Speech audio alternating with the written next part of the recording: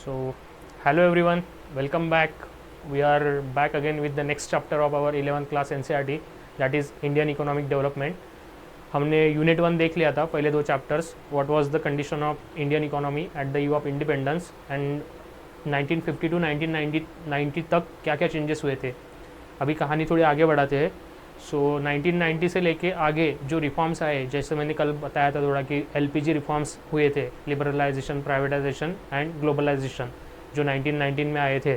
तो वो उसके ऊपर हमारा नेक्स्ट लेक्चर रहेगा.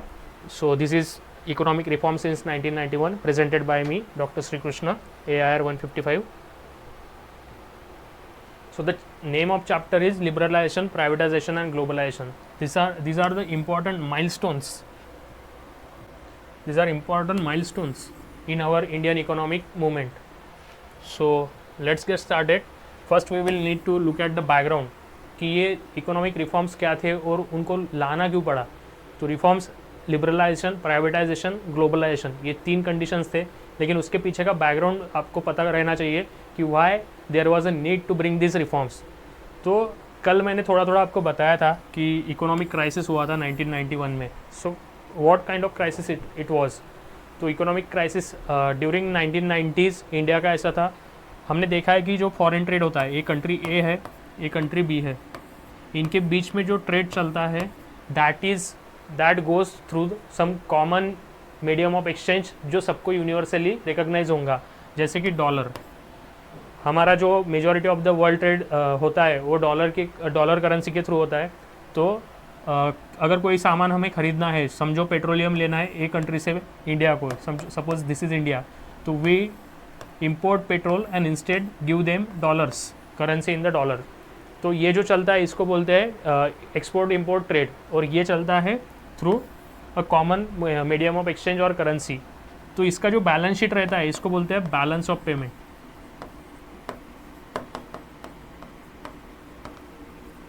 कितना दिया है, कितना बचा है, कितना करना है, that is what the balance sheet is called as balance of payment.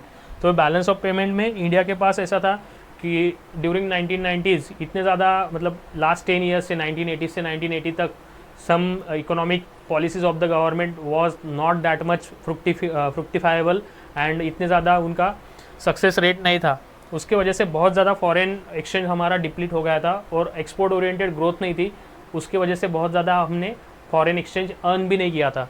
अगर कोई चीज़ हम इंपोर्ट कर रहे हैं तो हम फॉरेन एक्सचेंज लूज़ करेंगे. जो डॉलर है हम बाहर भेज रहे हैं तो हमारे डॉलर्स कम होंगे, और अगर कोई चीज़ हम बाहर एक्सपोर्ट कर रहे हैं तो that will gain the dollar. हम डॉलर कैसे कमाएंगे? अगर हम कुछ चीज़ एक्सपोर्ट करेंगे, सपोज़ इंडिया से हमने टेक्सटाइल अमेरिका को भेजा, तो उसके बदले में हम डॉलर्स कमाएंगे. और अगर हमने USA से सेमीकंडक्टर हमारे यहाँ पे बुलाया तो वी विल एक्सपेंस, हम खर्च करेंगे dollar. So this is how the maths work. तो इंडिया का एक्सपोर्ट ओरिएंटेड ग्रोथ नहीं था ड्यूरिंग 1980s एंड 90s. तो उसके वजह से हमारा एक्सपोर्ट की वजह से हम डॉलर तो कमा नहीं रहे थे, लेकिन इंपोर्ट थोड़ा थोड़ा बढ़ने लग गया था. तो इंपोर्ट बढ़ने की वजह से हमारे डॉलर्स खर्च होते जा रहे थे. एक कंडीशन ऐसी आई थी इन 1990, एक कंडीशन ऐसी आई थी कि हमारे पास सिर्फ 2 वीक्स के लिए फॉरेन एक्सचेंज बचा था कि we could import petroleum for just 2 weeks based on whatever foreign exchange reserve we had. जितना भी बचा था उसके हिसाब से हम सिर्फ 15 दिन के लिए पेट्रोलियम इंपोर्ट कर सकते थे. और अगर 15 दिन के बाद डॉलर नहीं रहेंगे हमारे पास तो कौन देगा हमें पेट्रोलियम. तो अगर पेट्रोल नहीं मिला हमें तो सारी इकोनॉमी स्टॉप हो जाएंगी, ट्रांसपोर्ट बंद हो जाएगा, फ्यूल नहीं रहेगा, मैन्युफैक्चरिंग बंद हो जाएगा, एग्रीकल्चर में प्रॉब्लम्स आएंगे. सो that was the dire situation. बहुत ज़्यादा क्राइसिस से इंडिया गुजर रहा था. तो ऑब्वियसली जो भी तब का गवर्नमेंट था, they had approached international governments, international bodies, और सब ने हमें कुछ लोन देने से या फिर कुछ भी मदद करने से इनकार कर दिया था. So everyone was skeptical about India's economic progress कि ये तो डूब रहा है, तो डूबती नैया में कौन सपोर्ट करेगा इंडिया को. So India finally approached world bank,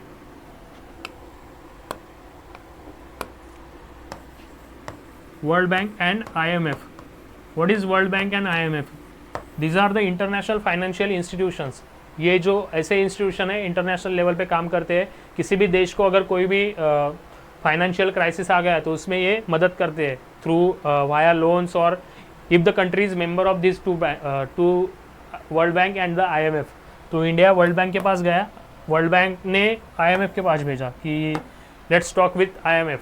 तो IMF ने, इंटरनेशनल मॉनिटरी फंड ने हमें बोला कि चलो ठीक है, हम आपको लोन दे देंगे इन द डॉलर्स, बट उसके बदले में हमारी कुछ कंडीशंस है, अगर आप वो कंडीशंस फुलफिल करोगे तभी हम आपका लोन अप्रूव करेंगे। What were that conditions? So the conditions was that you need to liberalise your economy. आपको आपकी इकोनॉमी लिबरलाइज करना है। हमने कल देखा था कि कैसे इंडिया की पॉलिसी इंपोर्ट ओरिएंटेड थी, इंपोर्ट सब्सटीट्यूशन ओरिएंटेड थी, इनवर्ड लुकिंग पॉलिसी हमने कल ही देखा था कि जो इंडिया में बन रहा है वो इंडिया में बनाने का, एक्सपोर्ट करने की कोई ज़रूरत नहीं है।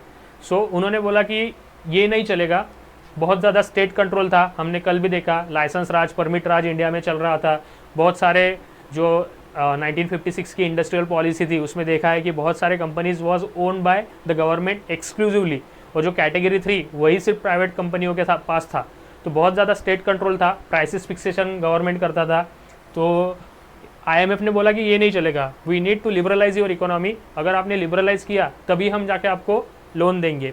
और IMF ने ऐसी कंडीशन क्यों डाली? उसके पीछे का रीज़न है कि IMF, world bank, these are the international bodies which were dominated by the developing world, developed world। जो डेवलप्ड कंट्रीज थे लाइक USA, यूरोप, इनके जो वर्ल्ड बैंक और IMF के हेड रहते थे वो इसी कंट्री से बिलोंग करते थे, and they wanted to have access to India's market because India की पॉपुलेशन बहुत ज़्यादा एक्सपांड हो रही थी, and to need access, to gain access to India's market they wanted liberalisation because India के पॉलिसीज बहुत ज़्यादा इनवर्ड लुकिंग थे, and they got a chance in this economic crisis. और उन्होंने कंडीशन रखी कि you need to liberalise your economy. So India के पास कोई ऑप्शन नहीं था, they had to accept their recommendations. At the same time, many of the Indian economists as well and the policy makers thought that it is a good chance for India कि हम जो भी inward looking policy थी अब तक ठीक है, हम नेसेंट डेमोक्रेसी थे 1950 टू 1990, हम बहुत ज़्यादा टेंशन में थे कि अगर हमने फॉरेन एक्सचेंज के लिए फॉरेनर से कांटेक्ट किया तो there might be threat of our sovereignty. But अभी 40 साल में बहुत अच्छे से हमारी डेमोक्रेसी इस्टेब्लिश हो गई थी, तो we do not have that threat कि हमारी सॉवरेनिटी चली जाएगी। We need to take this opportunity, take this crisis and make it as a opportunity to liberalize our economy, और बहुत ज़्यादा लीप फॉरवर्ड करना है in manufacturing sector as well as services sector.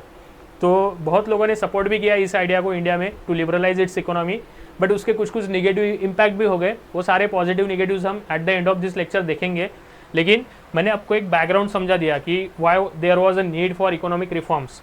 So the need was because of the 1991 economic crisis. What कैसे है वो मैंने बता दिया, क्योंकि हमारे पास फॉरेन एक्सचेंज ही नहीं था टू सर्विस द एक्सटर्नल डेब्ट। हमने जो पहले लोन लिया था या फिर जो भी हमको इंपोर्ट करना था उसके लिए हमारे पास फॉरेन एक्सचेंज ही बचा नहीं था, तो कैसे चलाएंगे? हमारी economy would have stopped. Corona के टाइम कैसा इकोनॉमी एकदम से बंद हो गया था बिकॉज ऑफ लॉकडाउन, वैसा होता रहता था if we haven't got the loan from the IMF। तो उसका रीज़न क्या था? रीज़न बोला कि inefficient management of Indian economy in the 1980s से लेके 1990s तक जो 10 साल का पीरियड था उसमें बहुत ज़्यादा पॉलिसीज ऐसे थे कि इफिशिएंटली मैनेज नहीं कर पाए थे हम। उसके कुछ रीज़न थे कि हम डेफिसिट बजटिंग पे चल रहे थे। So what is mean bye deficit budgeting?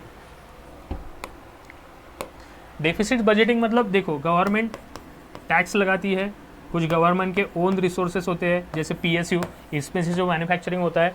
So these are all the receipts of government, ये रिसिप्ट्स है गवर्नमेंट के, और ये रिसिप्ट्स में से जो गवर्नमेंट स्कूल बनाती है, रोड बनाती है, फार्मर को सब्सिडी देती है जैसे हमने कल देखा, या अदर काइंड्स ऑफ लोन देती है, और हेल्थ सर्विसेज देती है जो कि वेलफेयर रहता है। ये जो वेलफेयरिस्ट रहता है, ये जो रेवेन्यू आता है उसको ही एक्सपेंडिचर में गवर्नमेंट इसमें यूज़ करती है। जो रेवेन्यू आता है उसको एक्सपेंस करके वेलफेयर सर्विसेज देती है। तो जब तक रेवेन्यू, जितना रेवेन्यू आ रहा है उतना एक्सपेंडिचर अगर हो रहा है तो बजट इज न्यूट्रल, और रेवेन्यू ज़्यादा आ रहा है, एक्सपेंडिचर कम हो रहा है तो बजट विल बी सरप्लस। लेकिन India was a nascent democracy, developmental parameters बहुत ज़्यादा वीक थे, पॉवर्टी थी, बहुत ज़्यादा स्टैंडर्ड ऑफ लिविंग लो था, तो ऑब्वियसली जितना भी रेवेन्यू आएगा उससे ज़्यादा तो एक्सपेंस ही करना था to build schools, to build hospitals, to build roads, to build infrastructure। तो हमारा जो बजट था, रेवेन्यू कम था, रेवेन्यू कम आता था और एक्सपेंडिचर बहुत ज़्यादा था। That's why we were running in a deficit, हमारा डेफिसिट चल रहा था। जो हमारा ये सब इक्वेशन जो बोल रहा हूँ इसको बोलते हैं बजट। ये मोटा मोटा आइडिया है व्हाट इज़ गवर्नमेंट बजट। जो रेवेन्यू आता है उसमें से जो एक्सपेंडिचर जाता है, बचा कुचा जितना रहता है उसको बोलते हैं डेफिसिट या सरप्लस। तो ये जो government was functioning on the deficit budgeting. Why, what was the reason for deficit budgeting? Because social development schemes बहुत ज़्यादा चल रहे थे। Social development schemes like mid day meal, schemes like Sarva Shiksha Abhiyan, schemes like housing for the poor, ये सारे जो welfare scheme थे इसमें से प्रॉफिट तो कुछ ज़्यादा जनरेट नहीं हो रहा था, लेकिन एक्सपेंसेस बहुत ज़्यादा हो रहे थे। लेकिन ये डेवलपमेंटल स्कीम्स भी बहुत ज़्यादा इंपॉर्टेंट थी बिकॉज इंडिया का सोशियो इकोनॉमिक कंडीशंस बहुत ज़्यादा वीक थे। So because government was spending more on the development programmes and revenue was limited, that's why we were functioning in a deficit budgeting. Thirdly, limited revenue generation. जो revenue generation था, production कम था, units जो थे was control by the government. Private को बहुत ज़्यादा licence लेने पड़ रहे थे, विदाउट लाइसेंस उनको इंडस्ट्री सेटअप करने का परमिशन नहीं था। Even if they have a manufacturing unit, उसका अगर कैपेसिटी बढ़ाना है तो उसके लिए भी हमें लाइसेंस लेना पड़ता था। ये सब हमने लास्ट लेक्चर में पढ़ा। Because of that our revenue generation का जो प्रोडक्शन था वही लिमिटेड था। अगर प्रोडक्शन लिमिटेड रहा तो उस पर से जो टैक्स मिलेगा वो भी लिमिटेड ही रहेगा, हमारा रेवेन्यू जनरेशन भी लिमिटेड ही रहेगा। Fourth is greater spending on the developmental programme, which I have already mention कि डिफरेंट प्रोग्राम रन कर रहे थे, उसमें बहुत ज़्यादा स्पेंडिंग हो रहा था, रेवेन्यू कम आ रहा था, एक्सपेंडिचर ज़्यादा हो रहा था। Because of that we were in a government budgeting deficit. And third is mismanagement of the foreign exchange reserve. अब ये क्या है? तो मैंने जैसे बोला कि रेवेन्यू कम आ रहा था, एक्सपेंडिचर बहुत ज़्यादा हो रहा था, तो गवर्नमेंट का ये मोटा मोटा बजट हो गया। लेकिन इसके along with that, because of this there would be deficit, expenditure ज़्यादा हो रहा। तो ये डेफिसिट भरने के लिए क्या करना है? तो ये डेफिसिट आप 2-3 तरीके से भर सकते हो। आप या तो लोन ले सकते हो, जिसको इकोनॉमिक्स के टर्म में बोलते हैं डेप्ट, आप लोन ले सकते हो। या फिर आप जो आप फॉरेन एक्सचेंज आप कमा रहे हो through your export import trade, वो फॉरेन एक्सचेंज को, जो फॉरेन एक्सचेंज आप कमा रहे थे through your import export trade, जो कि आप बचा के रखते थे to solve the balance of payment crisis, BOP में बोलूँगा इसको आगे, बैलेंस ऑफ पेमेंट क्राइसिस, जो मैंने पहले ऑलरेडी एक्सप्लेन किया है। बैलेंस शीट रहती है एक एक्स्ट्रा इंटरनेशनल ट्रेड की, ये आप इसके लिए बचा के रखते हो कि आपको बैलेंस ऑफ ट्रेड में कोई क्राइसिस ना आ जाए आगे चल के। सो गवर्नमेंट इंटरनेशनल लेवल से डेप्ट ले रहा था, और उसके साथ साथ ये डेफिसिट फिलअप करने के लिए जो फॉरेन एक्सचेंज था, जो कि हमें बैलेंस ऑफ पेमेंट के लिए यूज़ करना था, वो government started using for fulfilling और सर्विसिंग दिस डेप्ट। ये डेप्ट का जो इंटरेस्ट भरना है या फिर जो लोन है वो वापस करने के लिए फॉरेन एक्सचेंज यूज़ करना चालू कर दिया था। तो ऑब्वियसली अगर आप लोन चुकाने के लिए फॉरेन एक्सचेंज यूज़ कर रहे हो तो आपका बैलेंस ऑफ पेमेंट के लिए कम बचेगा foreign exchange. And that is what exactly happened in 1990s and 1991, the economic crisis which I was explaining, the balance of payment crisis, it occurred because of all these cumulative reasons. तो क्यों, कैसे हुआ? तो मैंने जैसे बोला कि world bank and IMF से we took a loan, conditional loan था, तो लोन ऑफ $7 बिलियन हमने लिया था। तो कंडीशंस क्या थी? The conditions was liberalise the economy and open it to the foreign players. LPG जो रिफॉर्म्स हम पढ़ने वाले, liberalisation, privatisation, globalisation. So that was the conditional loan. Conditional loan दिया था IMF ने हमें 7 बिलियन का, कि हम लोन तो दे रहे हैं, हम आपको हेल्प कर रहे हैं, लेकिन हमारी कुछ कंडीशंस है। You need to liberalise your economy.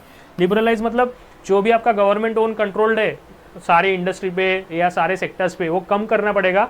At the same time you need to open it to the foreign players. अभी फॉरेन कंपनी कोई आके इंडिया में इन्वेस्ट कर सकती है, यहाँ पे मैन्युफैक्चरिंग कर सकती है, या फिर इंपोर्ट एक्सपोर्ट ट्रेड चलेगा, उस पर आप रेस्ट्रिक्शंस नहीं लगा सकते, या बहुत ज़्यादा कम रेस्ट्रिक्शंस करने पड़ेंगे। So that was the condition of IMF। हमें वी नीड मतलब हमें that was the need of the hour, हमने वो एक्सेप्ट कर ली। उसके बाद because of that conditions we need to bring new economic policy in the 1991। हमारी न्यू इकोनॉमिक पॉलिसी आ गई, PV नरसिम्हा राव का गवर्नमेंट था, एंड मनमोहन सिंह जो आगे चल के इंडिया के प्राइम मिनिस्टर भी रहे हैं, Manmohan Singh, he was the finance minister at that time. तो जो लिबरलाइजेशन, प्राइवेटाइजेशन क्रेडिट जाता है LPG रिफॉर्म्स का, तो the credit should go to PM Manmohan Singh, finance minister Manmohan Singh, PM PV Narasimha Rao, and I think the finance secretary was Montek Singh Ahluwalia. I am not very sure, but go and please check. He was the main man behind formulating this new economic policy, Montek Singh Ahluwalia.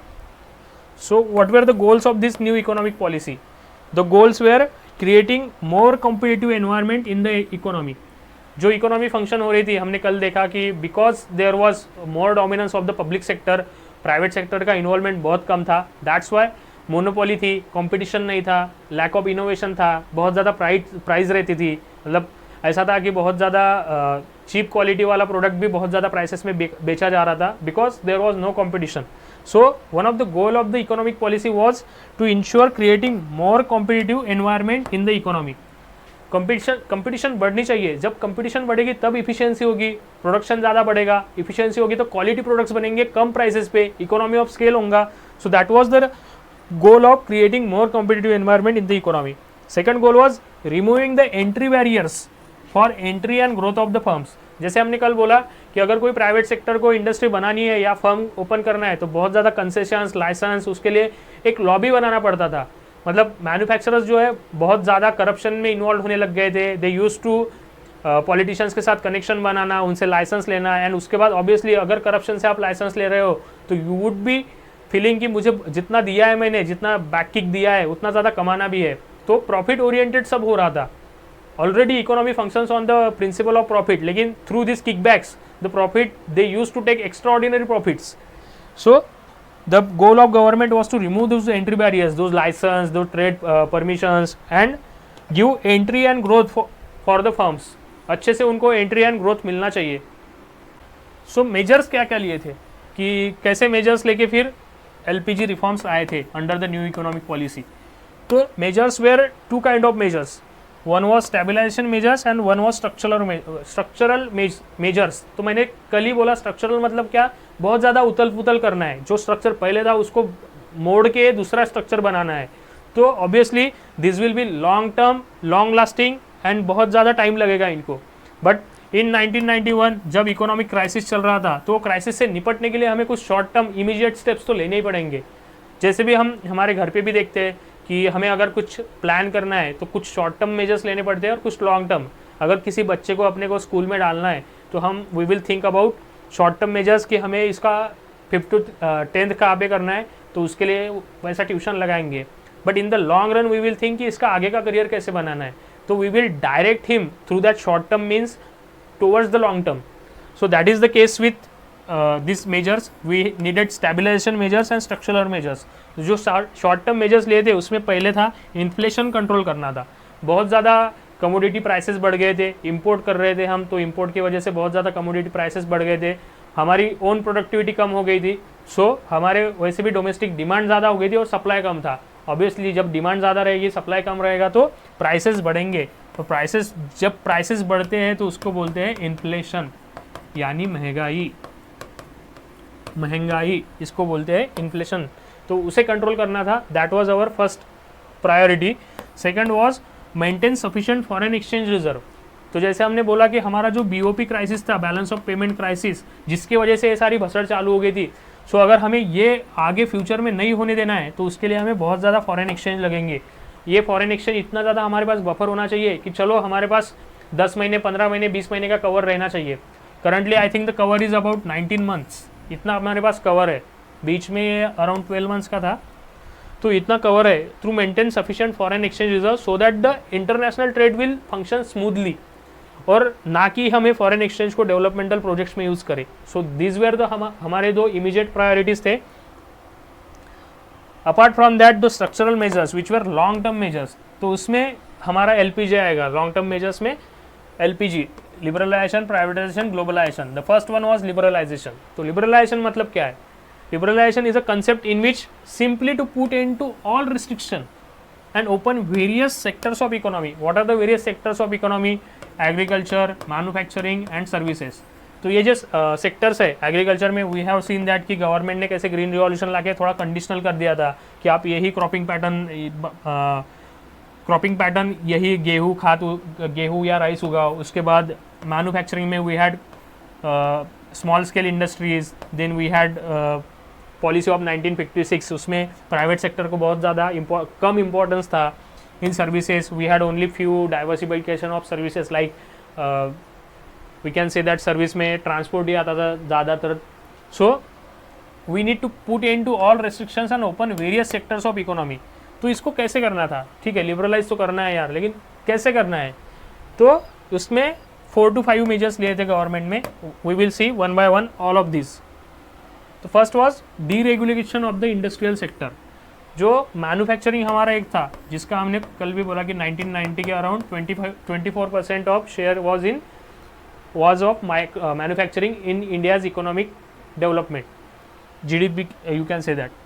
The deregulation of industrial sector first जो लिया था. तो before and after देखेंगे हम कि economic reforms के पहले क्या था कंडीशन और आफ्टर क्या हुआ. तो पहले था कि इंडस्ट्रियल लाइसेंसिंग लगता था. इंडस्ट्रियल लाइसेंसिंग हमने कल भी देखा कि लाइसेंस राज, परमिट राज रहता था. कोई भी इंडस्ट्री ओपन करने के लिए लाइसेंस लगता था. लेकिन अभी after the economic reforms only for few industries there was licenses. दो कैटेगरी थे ना, 1, 2 एंड 3. हमने कल देखा IPR 1956 में 3 कैटेगरीज थे. तो इसमें का only third was open for the private sector, that too with license. तो अभी जो था ना, फर्स्ट और second category can also be open by the private sector, but only few industries were excepted from this, जैसे कि atomic energy, जैसे कि डिफेंस. सो ये कैसे हो गया, ये बहुत ज़्यादा इंपॉर्टेंट इंडस्ट्रीज रहते थे. तो इसके लिए इसको थोड़ा लाइसेंस लगता था. बाकी ये 3-4 जो छोड़ के आपके NCERT में एग्जाम्पल्स दिए, वो सब छोड़ के जितने भी बचे थे, तो without license private sector can open a industry. Second was food sector only in the private sector. This is private sector only in the category 3. As I have already mention, IPR 1956 में private sector को सिर्फ third category में open करने की permission थी. But after the independence, after this liberalisation, in all sectors except few like atomic energy. Other examples I can say are licensing सबके लिए abolish कर दिया था. बस few industries like alcohol, cigarette, hazardous chemicals, industrial explosives, electronics, aerospace, drugs and pharmaceuticals, ये जो थे, ये छोड़ के बाकी सबको लाइसेंस की कोई ज़रूरत नहीं थी. And private sector was functioning only in the category 3. But अभी क्या किया था कि all sectors except few like atomic energy and railway transport, जो बहुत ज़्यादा नेशनल इंपॉर्टेंस के रहते थे, उनको ही रखा फॉर गवर्नमेंट सेक्टर. बाकी सबको ओपन कर दिया for the private sector. Third one is product restrictions थे पहले कि हमने कल देखा कि स्मॉल स्केल इंडस्ट्रीज के लिए कुछ प्रोडक्ट रिजर्व करके रखे थे कि because they are labour intensive industries, कि ये प्रोडक्ट सिर्फ स्मॉल स्केल इंडस्ट्री बनाएगी, बड़ी इंडस्ट्री बनाएगी नहीं. ऐसे प्रोडक्ट रेस्ट्रिक्शंस थे बहुत सारे. Even on quantity there were restrictions कि कोई इंडस्ट्री कितना बना सकती है, उसके ज़्यादा यूनिट जितना डिमांड है उतना ही बनाओ, उससे ज़्यादा बनाओ मत. So that was the condition earlier to economic reforms. But उसको कैसे चेंज किया, ये सारे जो रेस्ट्रिक्शंस थे ये रिमूव कर दिए. ये रेस्ट्रिक्शंस रिमूव कर दिए. जो स्मॉल स्केल इंडस्ट्रीज की कंडीशन थी वो भी रिमूव कर दिए. नाउ कोई भी प्रोडक्ट, कोई भी इंडस्ट्री प्रोड्यूस कर सकती थी. एंड इसके because the competition has increase, economies of scale आ गया, इफिशियंसी बढ़ गई. जो कंपनी जितना अच्छा प्रोडक्ट कम प्राइस में बना सकती थी, that champion in that product. और अदर कंपनीज जिनका इतना ज़्यादा एक्सपर्टीज नहीं था, they have left that product and they have champion other products. So एक इफिशियंसी आने लग गई थी. Fourth is price regulation, price control and regulating distribution. तो हमने पहले भी देखा कि government was regulating the prices of majority of the products. Market forces नहीं कर रहे थे because we have adopted mixed economy model, which हमने कल ही देखा है. So government was controlling the price as well as the distribution of products. कौन से रीजन में कितना जाएगा, कहाँ कितने लोगों को कितना जाएगा, थ्रू सब्सिडी कितना जाएगा, वैसे कितना जाएगा. ये सारे जो रिस्ट्रिक्शंस थे, that restrictions has been removed and the trade was functioning majorly on the market driven principles of demand and supply. What is the purchasing power, what is the demand, what is the supply, ये सारी जो conditions थे market जिस पे function करता है, वो conditions started overtaking the government sector, government restrictions. Second is financial sector reform. Industry में तो देख लिया हमने क्या रिफॉर्म्स आए, तो फाइनेंशियल सेक्टर में रिफॉर्म्स क्या क्या है. First we need to understand what is mean by financial sector. Financial sector मतलब जहाँ से पैसा इन्वेस्टमेंट के लिए आएगा. So be it manufacturing, be it banking, be it insurance, be it stocks market, be it international financial institution, be it mutual funds, ये सारे जितने भी इंस्ट्रूमेंट्स हैं ना, this all comes under financial sector. और ये फाइनेंशियल सेक्टर्स में reforms लाना बहुत ज़्यादा ज़रूरी था. तो first we need to understand RBI, reserve bank of India, जो कि एक सेंट्रल अथॉरिटी है to manage all the financial sector of India. तो आरबीआई पहले रेगुलेटर बनता था. हमने कल भी देखा कि बहुत सारी गवर्नमेंट ओन बैंक्स थी, जो प्राइवेट बैंक्स था उनको ज़्यादा परमिशन नहीं थी. The banks were nationalised during the Indira Gandhi's period, क्योंकि गवर्नमेंट को कंट्रोल लेना था बैंक्स पे, to have more control on the financial decisions banks will take. तो ये उस टाइम तो काम किया, लेकिन बाद में बैकफायर करने लग गया था because of the nationalisation of the bank and the financial sector. तो बहुत ज़्यादा ग्रोथ नहीं हो रही थी. सम बैंक्स वेयर उसमें बहुत ज़्यादा करप्शन स्कैंडल्स हो रहे थे, बहुत ज़्यादा इनएफिशिएंसी आ रही थी, politicians were taking many kickbacks. तो उस वजह से हमें आरबीआई का जो रोल था एज अ रेगुलेटर, आरबीआई सारा सुपरवाइज कर रही थी, नई नई इन्वेस्टमेंट नहीं आ रही थी बैंकिंग सेक्टर में. तो we needed to change the role of RBI from the regulator to facilitator. Regulator मतलब क्या कि हर चीज़ डिक्टेट कर रहा है कि तुमको ये ऐसा ही करना है, अगर तुम ऐसा नहीं करोगे तो we will not give you license to open new branches और to set up a new branch. बहुत ज़्यादा लाइसेंस राज चल रहा था. लेकिन after the economic reforms we had shifted from regulator to facilitator. अभी फैसिलिटेटर मतलब क्या है, मैं बाहर से बैठ के वॉच करूँगा, बस I will watch on this sector. अगर इसमें कोई मेजर हलचल दिख रही है, मेजर उथल पुथल दिख रही है, कोई स्कैंडल जैसा दिख रहा है, then only RBI will step in. Otherwise RBI will just facilitate the growth of this sector, कि नए नए इन्वेस्टमेंट के लिए परमिशन देगा, प्राइवेट सेक्टर को बैंकिंग खोलने का परमिशन देगा. उसके बाद नए नए अगर एक बैंक है उसके 10 ब्रांचेस है, उसके 20 करने का परमिशन देगा.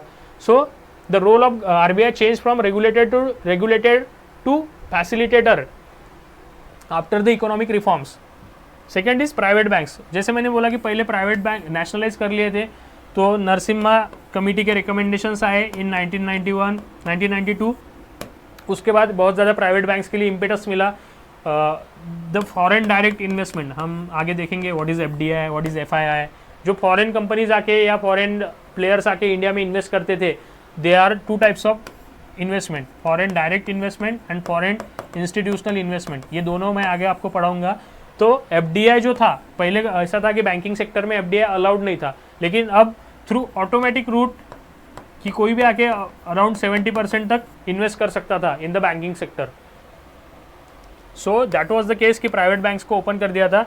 Then apart from that, foreign investment in the banking and insurance, we have already said that around 70% of the investment in the banking sector can be done by the private sector. अब ये 74% investment क्या है, ये suppose bank है, उसके shares है, 100 shares अगर बेच रही है, तो उसमें से around 75% shares can be own by the private sector. Only 25% shares will go to government sector. That is the minimum recommendation for a bank. Then उसके बाद आया टैक्स रिफॉर्म. तो टैक्स रिफॉर्म में क्या हुआ, we started tax reform.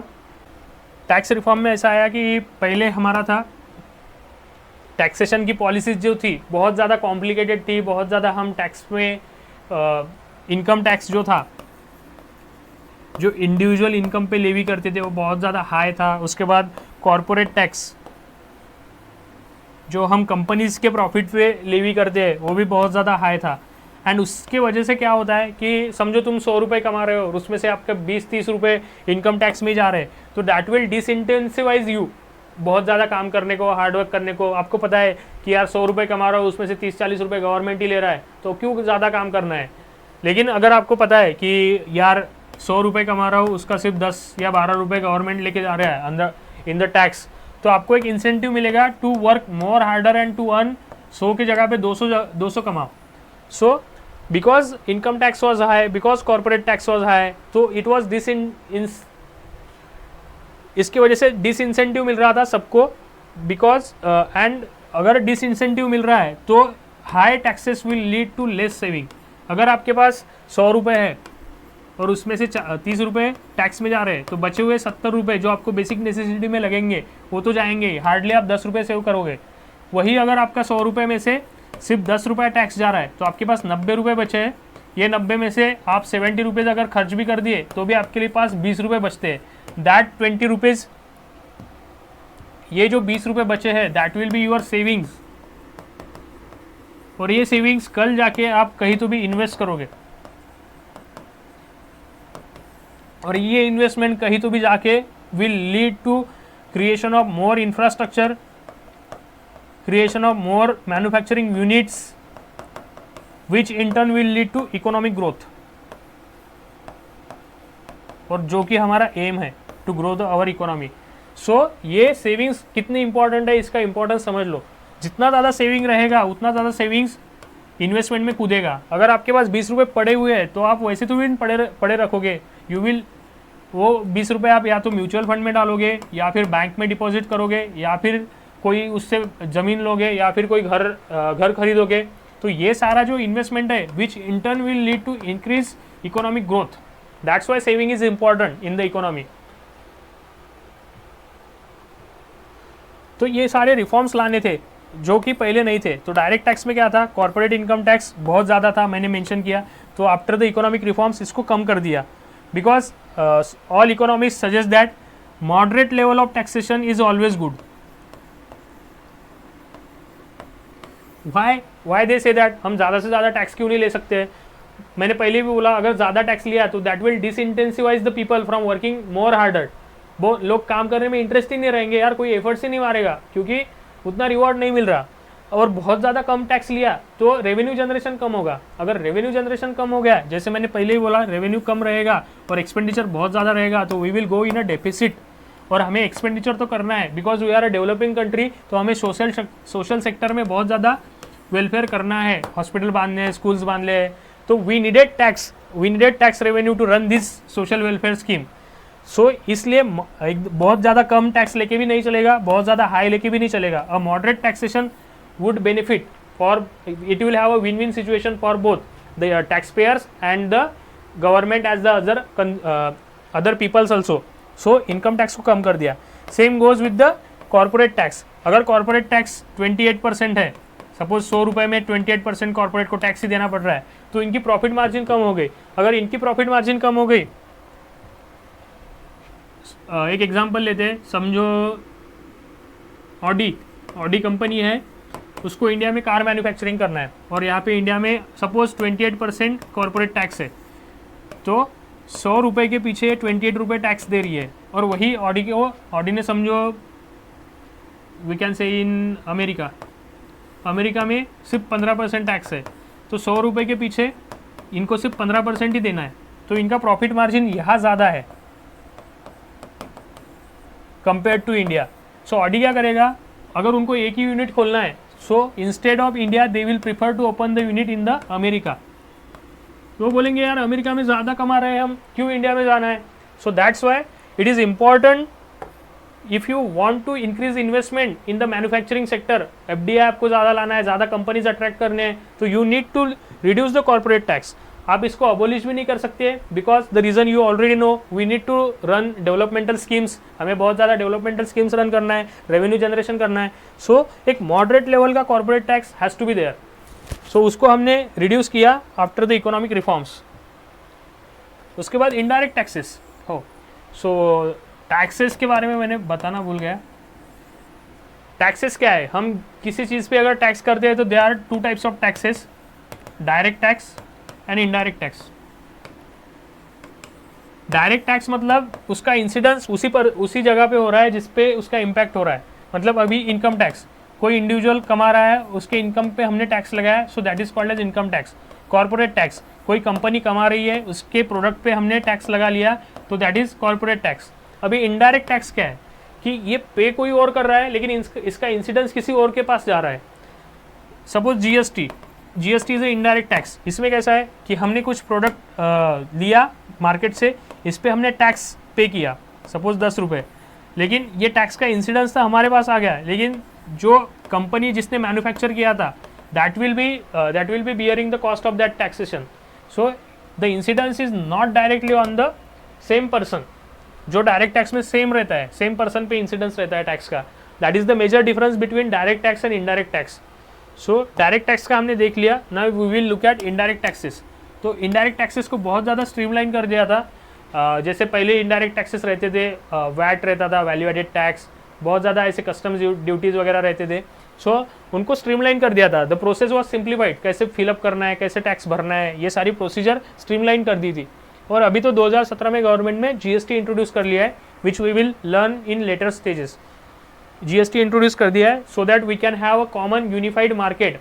All India level पे goods and service tax रहेगा, जिसके अंडर हमें एक ही बार टैक्स भरना पड़ेगा, और that tax will be distributed between the centre and between different states.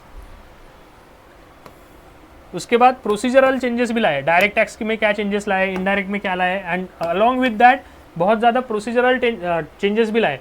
जो हम बोलते हैं कि रेड टेपिज्म रहता है. Red tape what is red tapism? कि गवर्नमेंट में ये फाइल वहाँ से पास होने के लिए बहुत ज़्यादा टाइम लगता है. So that is called as red tapism, कि फाइलें बढ़ती ही नहीं है, मतलब बस फाइल पुश करता रहता है आदमी.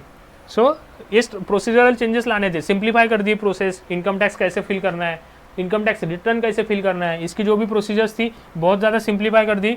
इसके वजह से क्या हुआ है, सिंप्लीफिकेशन होने की वजह से बेटर कंप्लायंस आने लग गया, कि लोग और ज़्यादा टैक्स भरने लग गए, और ज़्यादा इनकम टैक्स रिटर्न भरने लग गए, और एक कंप्लायंस होने की वजह से टैक्स अवॉइड करना थोड़ा कम हो गया.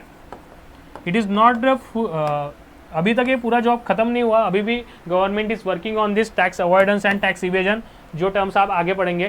टैक्स अवॉइडेंस मतलब क्या? जिसके पास टैक्स है वो ऐसे लूप होल्स देखेगा लॉ में के कि उसको टैक्स भरना ना पड़े. और टैक्स इवेजन मतलब क्या है? एक आदमी उसको टैक्स भरना है, वो भरता ही नहीं है. It is illegal tax evasion. Tax avoidance चीज़ मतलब आपको लीगल लूप होल्स देखना है और उसमें से एस्केप करना है. So because the process was simplified, there was better compliance. लोग और ज़्यादा टैक्स भरने लग गए, और ज़्यादा कंप्लाई करने लग गए. And government has come up with, sorry for the printing auto mistake, government has come up with many schemes like the honoring the honest. इसमें क्या हो गया कि जिसने अब तक टैक्स नहीं भरा है, they should disclose there tax. जितना भी पेंडिंग ड्यू था वो भर देने का, वन टाइम सेटलमेंट करने का. So these are different schemes which government has brought to. ये प्रोसीजरल चेंजेस किए for better compliance and to simplify the process of taxation. अभी next is foreign exchange reforms. हमने जो बोला कि फॉरेन एक्सचेंज जो चलता है वो डॉलर में चलता है, क्या परचेस करना है, क्या सेल करना है, ये सब डॉलर में चलता है. So the first reform was done is devaluation of rupee. So ये डिवैल्यूएशन क्या है? तो ये कंसेप्ट समझ लो.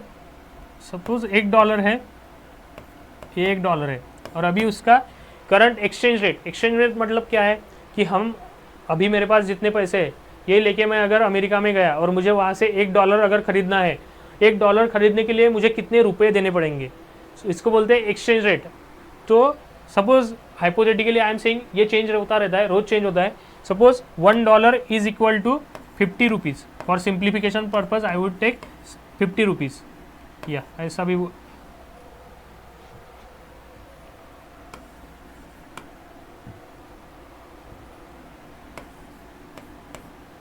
50 rupees.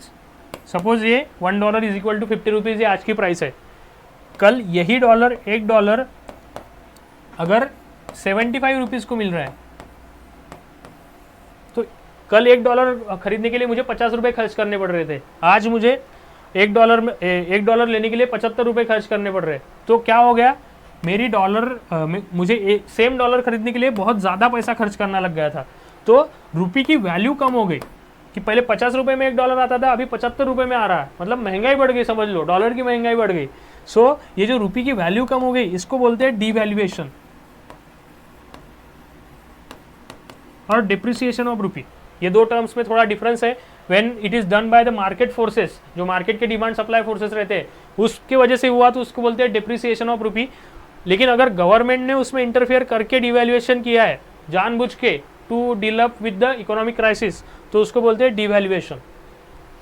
Same goes with suppose $1 परसों हमें मिलेगा 40 रुपये में, तो पहले 50 रुपये में मिल रहा था, अभी 40 रुपये में मिल रहा. तो मतलब क्या हो गया कि कम पैसे में हमें उतना ही डॉलर मिल रहा. सो रुपये की वैल्यू बढ़ गई. अगर रुपये की वैल्यू बढ़ गई तो हम उसे बोलते हैं appreciation. If it is done by the market forces, then it is called as appreciation. If government interferes in that, so इसको बोलते हैं upvaluation.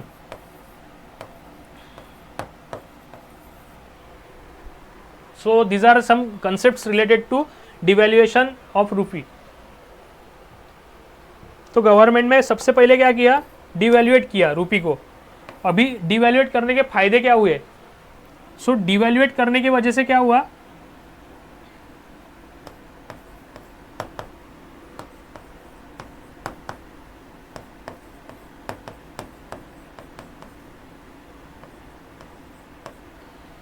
डिवैल्यूएट करने की वजह से क्या हो गया कि जो बाहर के लोग थे जिनको इंडिया में इन्वेस्ट करना था, अभी समझो उनको डिवैल्यूएट होने की वजह से सेम कम पैसे में, कम डॉलर में they can invest more in India. पहले अगर $1 कोई लेके आ रहा था तो उसको 50 रुपये के प्रोडक्ट ही मिल रहे थे. अभी वो $1 लेके आएगा तो उसको 75 रुपये के प्रोडक्ट्स मिल रहे थे. समझो 50 rupees is equal to 1 litre of milk. कोई अमेरिका का आदमी आया, उसने $1 लेके आया, यहाँ पे कन्वर्ट किया, 50 रुपये लिए, और वो 50 रुपये में उसमें क्या खरीदा, 1 लीटर का मिल्क लिया, क्योंकि मिल्क का रेट चल रहा है 50 रुपये पर लीटर. अभी ये कन्वर्ट रेट जो है वो 75 रुपये पे हो गया. तो ये $1 लेके आया, इसने कन्वर्ट किया इंडिया में आके, उसको 75 रुपये मिले. तो मिल्क का भाव क्या चल रहा है, 50 रुपये. तो अभी 75 रुपये में वो कितना कमाएगा, वो लेगा 1.5 litre of milk. So same एक ही डॉलर में पहले उसको 1 लीटर मिल रहा था, अभी एक ही डॉलर में उसको 1.5 लीटर मिल रहा. तो उसकी वजह से क्या हो गया, उसको मतलब ये उसको ज़्यादा फायदा हो रहा है for the foreign players. So because of this we needed to have make our economy more competitive. हमें फॉरेन डायरेक्ट इन्वेस्टमेंट लेना था to make our country more lucrative. हमारे यहाँ पे सारे लोग आके इन्वेस्ट करना चाहिए, इसलिए हमने हमारा मार्केट लुक्रेटिव बनाने के लिए रुपी को डिवैल्यूएट किया. So that more and more foreign players will come to India and invest in India, so that they will think that we will get more profit in India because of devaluation. So that was the motive behind devaluation of rupee. उसके बाद partial convertibility of the rupee. जो मैंने बोला कि रूपी का जो conversion rate रहता है कि कब डिवैल्यूएट करना है, कब उसको अप्रिशिएट करना है, तो that is there are 2 types of convertibility, full convertibility and partial convertibility. And again we can say that none.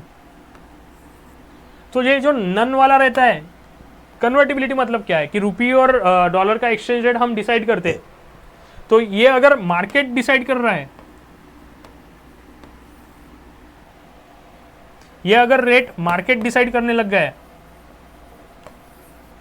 कि market based on the supply and demand, कि डॉलर कितना आ रहा है मार्केट में, कितना रुपी है अवेलेबल, डिमांड सप्लाई के market से अगर चल रहा है, तो इसको बोलते हैं फुल कन्वर्टिबिलिटी, कि गवर्नमेंट का कोई रोल नहीं है. Market is deciding the conversion rate between rupee and dollar. What is partial and total control क्या रहता है? सपोज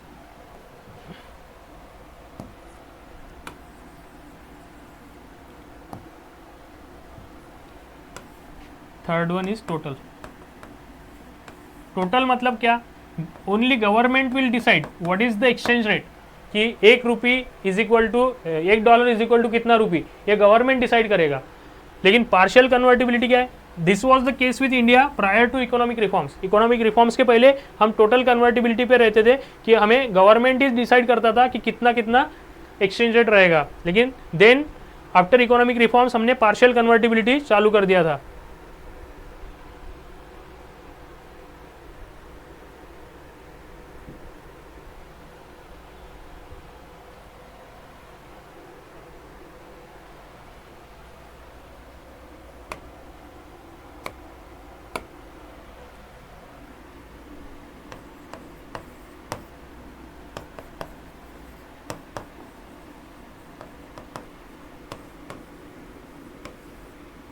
फुल देख लिया, पार्शियल में कैसा था कि government will leave the market exchange rate. Exchange rate जो भी रहता है उसको मार्केट के डिमांड एंड सप्लाई प्रिंसिपल्स पे छोड़ देंगे. लेकिन जब कोई इकोनॉमिक क्राइसिस जैसी ऐसी सिचुएशन आएगी तो गवर्नमेंट विल टेक कंट्रोल, कि जब कोई सिचुएशन आएगा कि नहीं अभी हमें मैन्युअली डिवैल्यूएट या वैल्यू ज़्यादा बढ़ानी है या कम करनी है, because to stabilise the market, to deal up with the economic crisis, balance of payment crisis, जितने भी क्राइसिस है उसके लिए अगर डील करना है तो ओनली इन द एग्जिजेंसीज, जो भी इंपॉर्टेंट ऐसे रीजंस रहेंगे तभी government will step in, otherwise market will determine the exchange rate. So ये जो मेथड रहती है पार्शियल इकोनॉमिक, इसको बोलते हैं partial currency convertibility. And Tarapur committee, ये जो तारापुर कमिटी है इसने स्टडी किया था should India rely on full convertibility. तो ये कमिटी ने बोला था देयर आर फ्यू रिकमेंडेशंस, उसको हमें पहले कंप्लीट करना पड़ेगा, उसके बाद ही हम we can shift towards full convertibility. तो currently we are following the stance of partial convertibility कि market will decide the exchange rate between rupee and dollar. And जब कोई इमरजेंसी आएगा या कोई एग्जिजेंसी आएगा जैसे कोविड के जैसा, तो we can take steps, the government can steps to regulate the appreciation और डिप्रिशिएशन ऑफ रुपी.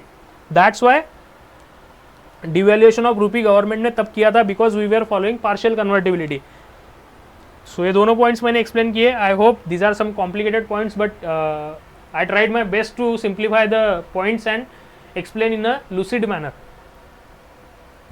ये सारा जो भी है ना, ये these are the concepts, appreciation, depreciation, all these are concepts of macro economics.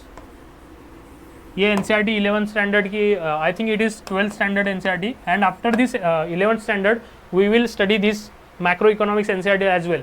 तो वहाँ पे आपके सारे कंसेप्ट और ज़्यादा क्लियर होंगे. So don't worry about this, just go with the flow. ये एनसीईआरटी खत्म होने के बाद हम वो एनसीईआरटी जब लेंगे तब आपको एक अच्छे से क्लैरिटी आ जाएगी. अभी थोड़ा फेयर आइडिया ले लो अबाउट दिस कंसेप्ट्स, पूरा डिटेल में during macro economics will study.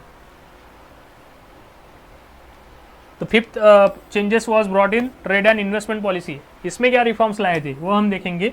So removal of the quantitative restrictions. हमने कल देखा था कि गवर्नमेंट वाज बहुत ज़्यादा रेस्ट्रिक्शंस लाए थे कंपनी पे कि कितने ज़्यादा प्रोडक्शन बना सकता है, कितने ज़्यादा यूनिट्स बनाने हैं. अगर यूनिट्स का एक्सपांशन करना है तो भी लाइसेंस लेना पड़ता था, कितने क्वांटिटी में प्रोडक्ट्स बनाना है वो भी था. अलॉन्ग विद दैट जो ट्रेड था, इंपोर्ट एक्सपोर्ट ट्रेड था, उस पर भी क्वांटिटेटिव रेस्ट्रिक्शंस थे कि कितना इंपोर्ट कर सकते हो. एक नंबर ऑफ कोटा रहता था, हमने देखा था tariffs and quota, how they are different and how they are related. कि एक नंबर ऑफ कोटा रहता था कि आप इतने ही प्रोडक्ट्स इंपोर्ट कर सकते हो. सपोज 100 आईफोन आप बुला सकते हो, उससे ज़्यादा नहीं बुला सकते हो, so as to protect domestic manufacturing industries. So ये इकोनॉमिक रिफॉर्म्स के बाद ये सारे जो क्वांटिटेटिव रेस्ट्रिक्शंस थे उनको रिमूव कर दिया. अगर रिमूव कर दिया तभी जाके ट्रेड फ्लरिश होगा, तभी जाके प्राइवेट इन्वेस्टर्स यहाँ पे आके इन्वेस्ट करेंगे, बहुत ज़्यादा आईफोन के मैन्युफैक्चरिंग असेंबलिंग यूनिट्स बनेंगे और उसके बाद इकोनॉमी ग्रो करेंगी. To grow the economy the quantitative restrictions has been removed under the trade and investment policy reforms. then उसके बाद टैरिफ्स को रिड्यूस कर दिया था. टैरिफ्स हमने कल ही देखा, अगर कोई प्रोडक्ट हम बुला रहे हैं तो उसके यहाँ पे लाने के बाद जो टैक्स लगता है, फॉर्म समझो यूरोप से हम ला रहे हैं 100 रुपये में और इसके 100% हमने टैक्स लगा दिया, तो यही चीज़ यहाँ पे 200 में मिलेगी. So that is called as tariff. ये जो 100 रुपये लग रहे हैं इसको बोलते हैं टैरिफ. तो ये टैरिफ ये क्यों लगाते थे? To protect our domestic industries. ये कल भी मैंने एक्सप्लेन किया था कि हाउ इट वर्क्स, कि यहाँ पे अगर कोई चीज़ 150 रुपये में मिल रही थी और हमने इंपोर्ट की वो 100 रुपये में, अगर वो यहाँ पे लाती थी विदाउट टैरिफ, तो कोई 150 वाला खरीदता नहीं था, everyone would have bought 100 rupees. But अभी इस पर टैरिफ लगा है तो इफेक्टिवली ये 200 रुपये में मिलेगा और जो डोमेस्टिकली प्रोड्यूस्ड है वो 150 रुपये में मिलेगा. तो everyone will by this not this. So that is the purpose of tariffs. ये हमने कल देखा था. सो बट अभी यहाँ पे क्या है, बिकॉज ऑफ दिस टैरिफ जो import oriented export oriented trade था उसमें बहुत ज़्यादा ग्रोथ नहीं हो रही थी, बहुत ज़्यादा इंपोर्ट्स नहीं होता था. और इकोनॉमिक जो IMF ने हम पे रेस्ट्रिक्शंस डाले थे कि you will need to liberalize economy and to make it open for the foreign players. तो under that condition we had to reduce our tariffs. हमने टैरिफ्स रिड्यूस किए सो दैट डेवलपिंग या डेवलप्ड वर्ल्ड से बहुत ज़्यादा products India में आए, import हो सके उसका. because of that condition we needed to reduce the tariffs. then removal of the licensing procedures for import. बहुत बार ऐसा रहता था कि लाइसेंस लेना पड़ता था. अगर कोई चीज़ अगर इंपोर्ट करना है इंडिया में तो we needed to take licence, कि लाइसेंस के बगैर होता नहीं था. So that also reduce. These are kind of non tariff barriers. There are 2 types of barriers to trades. वो हम WTO देखेंगे तब पढ़ेंगे. जो इंटरनेशनल ट्रेड को स्मूथली चलना चाहिए उसके अगेंस्ट कोई बैरियर्स आते होंगे, तो there are 2 types of barriers, tariff barriers and non tariff barrier. तो tariff barrier we have already studies कि कैसे टैक्स लगता है on import. And non tariff barrier की फालतू के कोई तो भी लगाना कि इसकी प्रोडक्ट क्वालिटी नहीं है, ये this is the minimum standard quality जो हमें लगेंगी, उससे ज़्यादा कम क्वालिटी वाला रहेगा तो we will not import it. उसके बाद मैन्युफैक्चरिंग के time sanitation and hygiene maintain थी क्या मैन्युफैक्चरिंग यूनिट की, अगर that manufacturing hygiene is not maintained, so we will not import that products. So these are kind of non tariff barriers. Same was considered can be licence, अगर licence लग रहा है तो these are somewhat country imposing non tariff barriers for the external trade. उसके बाद जो export duties थी इसको रिड्यूस कर दिया था। पहले क्या होता था कि सपोज इंडिया में कोई चीज़ बनी है, उसको अगर एक्सपोर्ट करना है कि बहुत ज़्यादा एक्सपोर्ट, अगर समझो ये जो चीज़ बनी है इसकी इंडिया में वैल्यू 100 रुपये है और फॉरेन में इसकी वैल्यू 120 रुपये है, तो जो प्रोड्यूस करने वाला था वो इंडिया में नहीं बेचेगा, वो बेचेगा फॉरेन में जाके, क्योंकि उसको फॉरेन में ज़्यादा प्रॉफिट मिल रहा है, 120 रुपये मिल रहे हैं, यहाँ पे 100 ही मिल रहे हैं।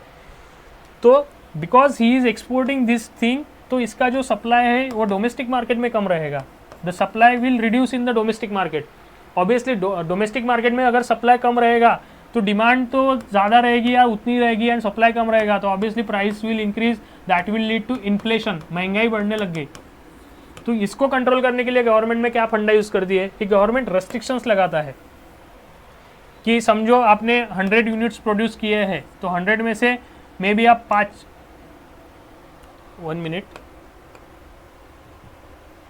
100 यूनिट्स अगर आपने प्रोड्यूस किया है तो मे बी आप सिर्फ 5 यूनिट एक्सपोर्ट कर सकते हो, other 95 units you need to sell in the domestic market. So ये जो एक्सपोर्ट ड्यूटीज़ या फिर इतने ज़्यादा ड्यूटीज़ लगाएंगी, ये हो गया जो 95 यूनिट्स आप बेच सकते हो इन डोमेस्टिक मार्केट एंड सिर्फ 5, तो ये एक्सपोर्ट कोटा हो गया कि कितना कोटा आप एक्सपोर्ट कर सकते हो। Other than that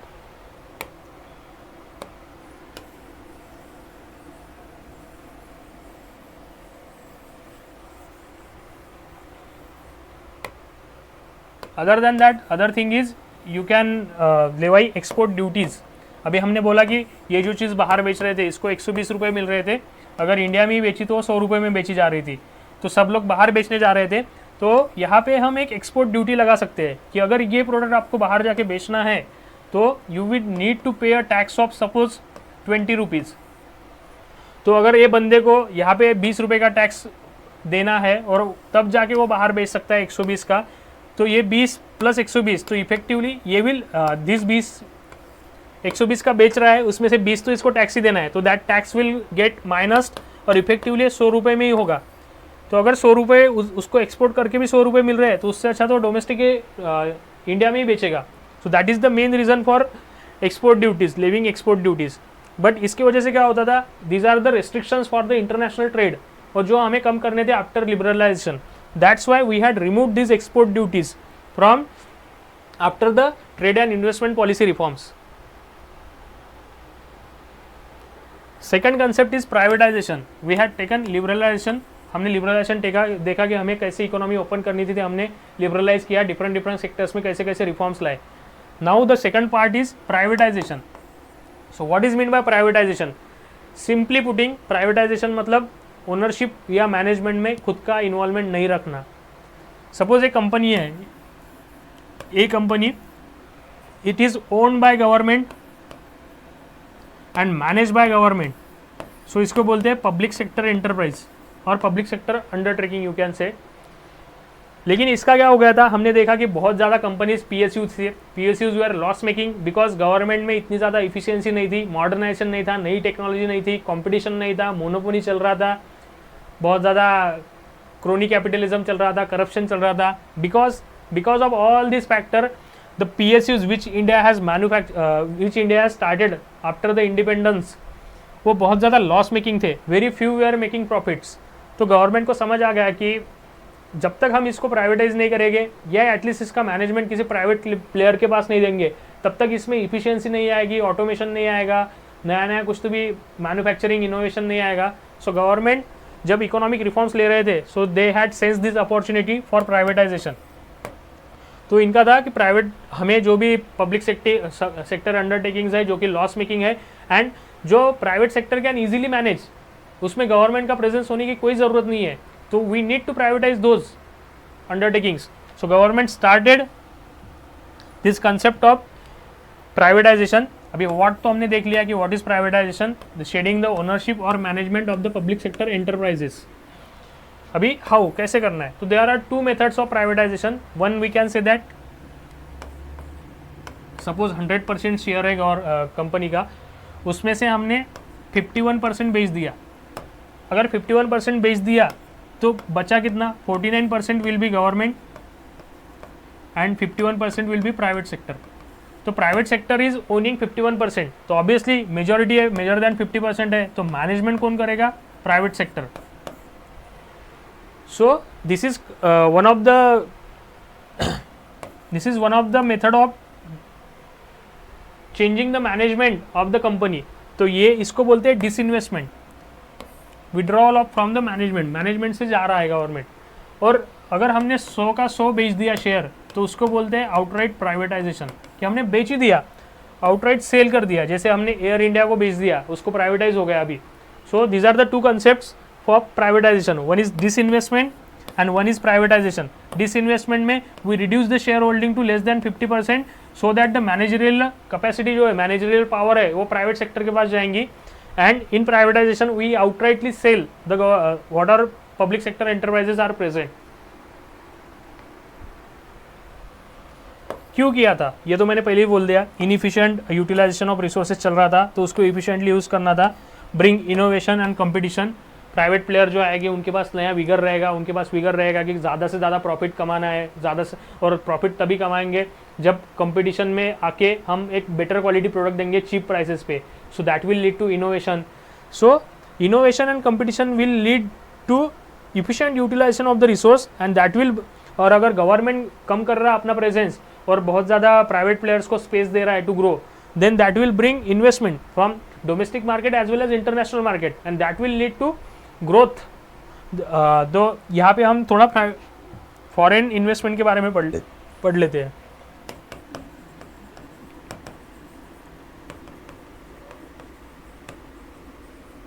this is one fringe topic. जैसे हमने बोला कि इन्वेस्टमेंट ब्रिंग करेगा, अगर गवर्नमेंट वहाँ से विड्रॉ कर रहा है, सो जो भी विड्रॉ कर रहा है वो स्पेस कोई ना कोई तो फुलफिल करेगा ही। So that space will be fulfilled by the private sector and private sector can be both domestic as well as international. और जो इंटरनेशनल प्राइवेट सेक्टर रहता है उसको हम बोलते हैं फॉरेन इन्वेस्टमेंट, जो इंडिया में आएगी। उसके दो टाइप रहते हैं, FDI and FII, foreign institutional investment, foreign direct investment. तो जो FDI रहता है उसको क्या कहते हैं, अगर ग्रेटर देन 10% आ रहा है किसी कंपनी में, so it is called as foreign direct investment. Because it is more than 10%, then it can lead to have some managerial, मतलब जो भी कंपनी 10% से ज़्यादा इन्वेस्ट कर रही है, सो दे विल हैव सम से on the management of that company. Board of director पे उसके कुछ मेंबर्स रहेंगे और जो मैनेजिंग डिसीजंस है वो इसका हिस्सा पार्ट बन सकती है after investing through foreign direct investment. और FII जो foreign institutional investment, it is majorly less than 10%। Company का जितना शेयर है उसके अगर 10% से कम शेयर आप शेयर में आप इन्वेस्ट कर रहे हो, so then you will be called as a foreign institutional investor and आपको मैनेजरियल में कोई पावर नहीं मिलेगी। You will not be present on the board member, आप कोई डिसीजन मेकिंग नहीं रहोगे, आप जस्ट सिर्फ एक इन्वेस्टर बन के रहोगे वो कंपनी में। But through FDI you can be a strategic investor. आपने अगर FDI में इन्वेस्ट किया है तो यू विल बी, मतलब आप कोई डिसीजंस ले सकते हो वो कंपनी के लिए, आप बोर्ड मेंबर बन सकते हो, वहाँ पे बैठ सकते हो। So this is the major difference between FDI and FII which I told you. Then the next concept is globalization. Liberalization हो गया, privatization हो गया, now we will move towards globalization. So what is globalization? Globalization is simply, अगर सीधा सीधा समझना है तो integration of the countries economy with the global economy. जो भी globalisation is a much bigger concept, but economics के सेंस में हम बोलेंगे जो यहाँ की इकोनॉमी है, इंडिया की इकोनॉमी, उसको हमें वर्ल्ड की इकोनॉमी से थोड़ा थोड़ा लिंक करना है। So that is the concept core of economy, integration of economy of a country with the world economy. और ये कब होगा, जब बहुत ज़्यादा इम्पोर्ट एक्सपोर्ट ट्रेड चलेगा। इंपोर्ट एक्सपोर्ट ट्रेड जितना चलेगा ऑफ अ कंट्री, इंडिया जितना ज़्यादा एक्सपोर्ट करेगा विथ अदर कंट्रीज, जितना ज़्यादा इंपोर्ट करेगा, ये जो इंपोर्ट एक्सपोर्ट ट्रेड है, इसी वजह से our economy will be linked with the world economy. और ये कैसे कर सकते हैं? आउटसोर्सिंग। आउटसोर्सिंग का मतलब क्या है बता दो। आउटसोर्सिंग मतलब सपोज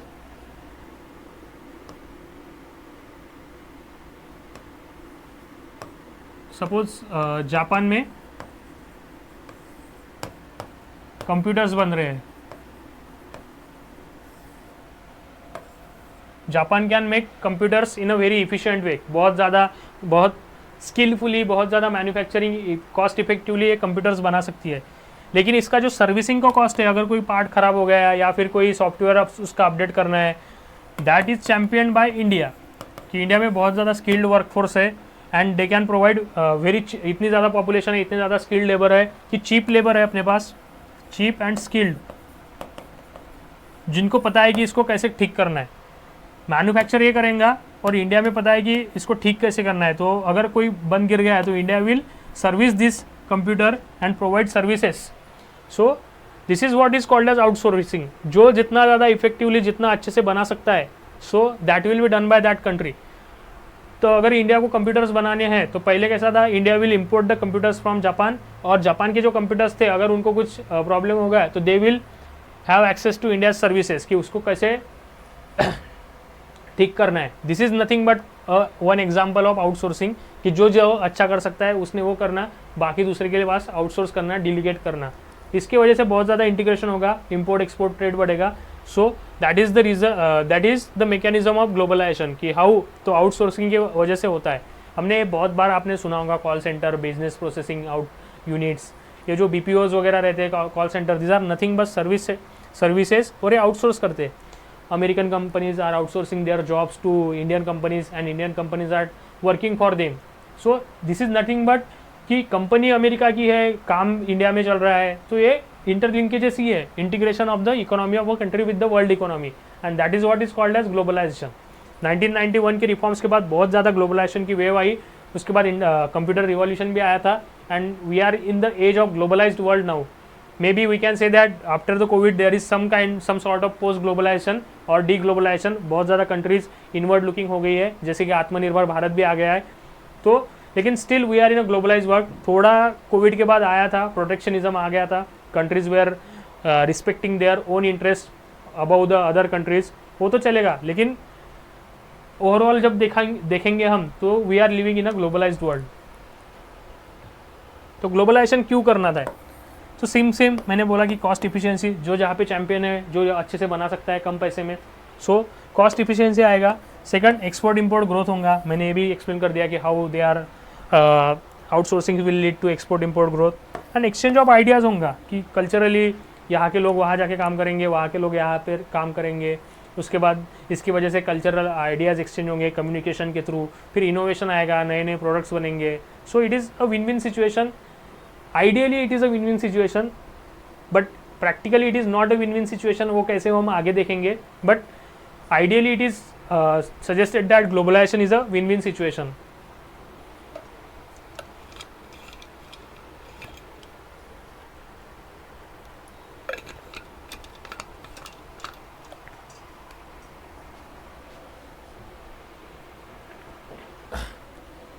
तो ये जो ग्लोबलाइजेशन हो गया था, ये ग्लोबलाइजेशन मतलब इंटीग्रेशन ऑफ बहुत ज़्यादा इकोनॉमीज हो गया था। तो जो इंटरनेशनल लेवल पे ट्रेड चलता था उसको, ऐसा तो नहीं है कि सब सारे लोग सभ्य है जो तो अपना अपना करेगा, कोई कोई मैनिपुलेट भी करेगा, करेंसी को डिवैल्यूएट करेगा, कोई अप्रिशिएट करेगा। ये सारे गेम चलते रहते हैं in the international politics. So to watch the international trade हमने कोई ना कोई रेगुलेटरी बॉडी चाहिए थी। So we have come up with World trade Organization in 1995 कि जो इंटरनेशनल ट्रेड चलता है उसके ऊपर एक कोई वॉचडॉग, कोई ध्यान रखने वाला चाहिए, इसलिए हमने WTO का निर्माण किया था। तो WTO क्या है?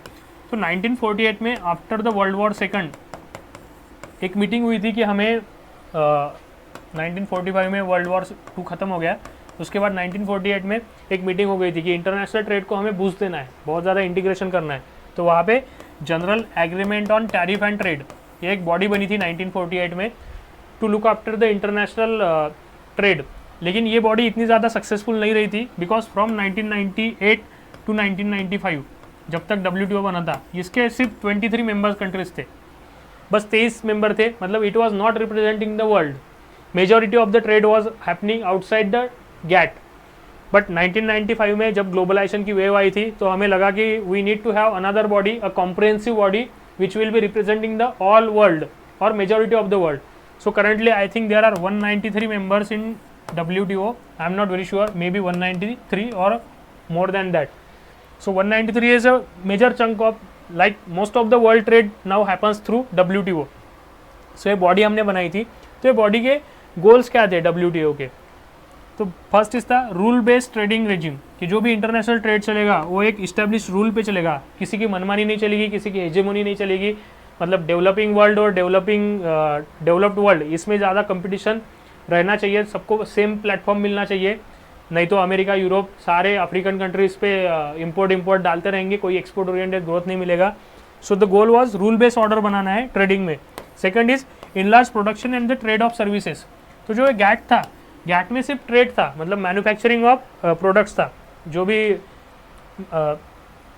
प्रोडक्ट्स हम बना रहे थे उसका ही एक्सचेंज चलता था गैट के under. Services was not the parts of GATT, इसमें सिर्फ गुड्स रहता था, सर्विसेज नहीं था. So services was included in the WTO, कि हमें जो हमने अभी देखा आउटसोर्सिंग रहता था, BPO, कॉल सेंटर, ये सारे सर्विस सेक्टर भी इंक्लूड किया WTO में. एंड वी कैन हम बोल सकते हैं कि around 54% of India's current GDP comes from the service sector. It is because of services sector that we are the fastest growing economy in the world. So services को include किया. Third, optimum utilisation of the world resource. हमने बोला कि अभी देखा outsourcing कैसे करना है, जो जहाँ पे अच्छा बनेगा, कम पैसे में, कम रिसोर्सेज में जितना अच्छा बनेगा वो वहाँ पे बनाना है. Because of globalisation this can be possible. वहाँ से कंप्यूटर लाना है, यहाँ पे सर्विस करना, या फिर manufacturing the iPhone parts in China and assembling them in India to make it more cost efficient. So this is nothing but optimal utilisation of the world resources. जहाँ लेबर ज़्यादा है वहाँ लेबर इंटेंसिव मैन्युफैक्चरिंग करना, जहाँ capital ज़्यादा है वहाँ capital intensive करना. Apart from that protection of the environment, की एनवायरनमेंट की भी रक्षा करना है, बहुत ज़्यादा मटेरियलिस्टिक नहीं बनना है. क्योंकि 1990 तक 1992 में एनवायरनमेंट में आपने पढ़ा होगा कि रियो कन्वेंशन आया था, रियो डी जेनेरियो में एक अर्थ समिट हुआ था. वहाँ से बोला गया था कि we need to look on the sustainable development part, the millennium development goals थे. तो that's why the agenda was protection of environment along with economic growth. उसके बाद greater market access to all countries, मतलब जितना America को India में access मिल रहा था उतना इंडिया को एक्सेस मिलना चाहिए था अमेरिका में. So that was the ideal goal of WTO. जो मैंने पहले भी बोला कि ideally globalisation should be win win situation for all the countries, but that does not happen. वो क्यों नहीं हैपन होता है? ये जो फिफ्थ गोल था greater market access to all countries, ये बस पेपर पे लिखा हुआ है, इतना अच्छे से आज भी यूटिलाइज नहीं हुआ है, इतना अच्छे से आज भी मटेरियलाइज नहीं हुआ है. सो इसके रीजंस क्या है वो बताते हैं. सपोज जब इंडिया को इकोनॉमिक क्राइसिस हुआ तो इंडिया जब भी एक्सपोर्ट या इंपोर्ट करता था तो we had to put end to our import restrictions. जो भी इंपोर्ट रेस्ट्रिक्शंस थे वो हमने कम कर दिए. That's why suppose we will take hypothetically USA got market access into India. USA के प्रोडक्ट्स ईजिली इंडिया में आने लग गए थे because we have reduced our import restrictions. जो भी रेस्ट्रिक्शंस थे, जो भी कोटा था, जो भी टैरिफ थे, वो हमने कम कर दिया था. उसकी वजह से बहुत ज़्यादा मार्केट एक्सेस मिल गया था अमेरिका के प्रोडक्ट्स या यूरोप के प्रोडक्ट्स हो in India. America denotes developed country and we are developing. So developed world को हमारे यहाँ पे एक्सेस मिल गया था because we had accepted that those conditions in 1991 economic reforms. But under the WTO the goal was greater market access for all countries. जितना America को India में एक्सेस मिल रहा उतना ही इंडियन प्रोडक्ट्स को अमेरिकन मार्केट में एक्सेस मिलना चाहिए था ideally. But that does not happen because developed world थोड़ी हेजेमोनी खुद की लगाती थी. बिकॉज WTO में बहुत ज़्यादा उनका रिप्रेजेंटेशन रहता था, बहुत ज़्यादा पावर्स वहाँ से आती थी, बहुत ज़्यादा फंडिंग उनकी आती थी. दैट्स वाई उनको तो बहुत ज़्यादा मार्केट एक्सेस मिल गया. लेकिन हम जब अप्रोच करते थे फॉर मार्केट एक्सेस तो वो tariff and non tariff barriers लाते थे. तो मैंने पहले ही आपको बैरियर्स पढ़ा है कि ट्रेड को बैरियर्स कौन से रहते हैं, तो टैरिफ एंड नॉन टैरिफ. तो टैरिफ में तो मैंने बोला कि पहले ही वो कस्टम ड्यूटी लगा देंगे या फिर इंपोर्ट रेस्ट्रिक्शंस लगा देंगे to make Indian products expensive in the American markets. 100 रुपये की चीज़ वहाँ जाके अगर टैक्स लगा दिया और 200 की हो गई और वहाँ पे 150 में मिल रही है तो American products will be utilized by the American consumers rather than Indian products. Same goes with non tariff barriers. ये नॉन टैरिफ बैरियर्स क्या क्या, मैंने जैसे बोला कि सैनिटरी मेजर्स लाएंगे कुछ तो भी, सैनिटरी एंड फाइटो सैनिटरी, कुछ तो भी स्ट्रिक्टर कंप्लायंस लाएंगे कि आपको इतने ही मतलब स्टरिलाइजेशन अगर किसी प्रोडक्ट का करना है तो 72 डिग्री पे ही करना है, अगर आपने नहीं किया 60 डिग्री पे किया तो आपका प्रोडक्ट हमारे कंट्री में नहीं आएगा. मतलब कोई बेतुके इधर उधर के नॉन टैरिफ बैरियर्स लाएंगे सो दैट बहुत ज़्यादा इंडियन प्रोडक्ट्स अमेरिकन मार्केट में नहीं जाना चाहिए और खुद के प्रोडक्ट्स जो है अमेरिका के products should be sold in the American market. So ideally greater access मिलना चाहिए था, but on practical on ground it does not happen because of the tariff and non-tariff barriers. Because of all these reasons there is some controversy related to WTO. अब ये controversy क्या है हम वो समझ लेते हैं कि WTO हमने एक वर्ल्ड ट्रेड ऑर्गेनाइजेशन बनाया to have a rule based order, but इसमें दो पर्सपेक्टिव बने हैं, डेवलप्ड वर्ल्ड के और डेवलपिंग वर्ल्ड के. सो डेवलप्ड वर्ल्ड का कहना है कि WTO अच्छी बॉडी है बिकॉज रूल बेस्ड ऑर्डर बन गया है, ग्रेटर एक्सेस मिल रहा है, मार्केट एक्सेस मिल रहा है, तो इंटीग्रेशन ऑफ इकोनॉमीज हो गया, ग्लोबलाइजेशन हो गया, and as a globalise country we are flourishing, as a globalise world we are flourishing, as a globalise world we are flourishing.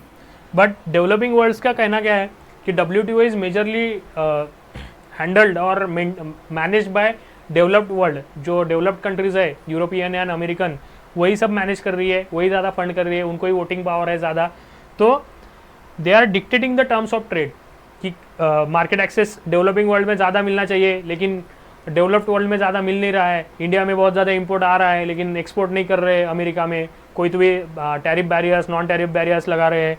So developed world is against the WTO developing world की. और India का जैसे हम agriculture में subsidy दे रहे हैं तो America ने WTO में गया है इंडिया के अगेंस्ट कि यार इंडिया एग्रीकल्चर में सब्सिडी दे रहा है, उसके वजह से जो इंडियन मार्केट है उसमें इंडिया के कमोडिटीज़ बहुत ज़्यादा चीप प्राइसेस में मिल रही है और हमारे जो प्रोडक्ट्स है वो इंडियन मार्केट में अनकॉम्पिटिटिव बन रहे हैं. So these are some litigations between developed world and developing world which are ongoing in the WTO which you should keep a tab while reading the newspaper. उसकी वजह से आपको बहुत ज़्यादा एनालिटिकल अंडरस्टैंडिंग मिलेगी कि how WTO functions and how it is related to developed and developing world. WTO पे बहुत बार मेंस में GS3 में क्वेश्चन भी आता है. सो ये एक इंपॉर्टेंट टॉपिक है, इसको जब भी करंट में इसके सराउंडिंग कोई कंट्रोवर्सी आएगी तो उसको अच्छे से डीप में पढ़ना.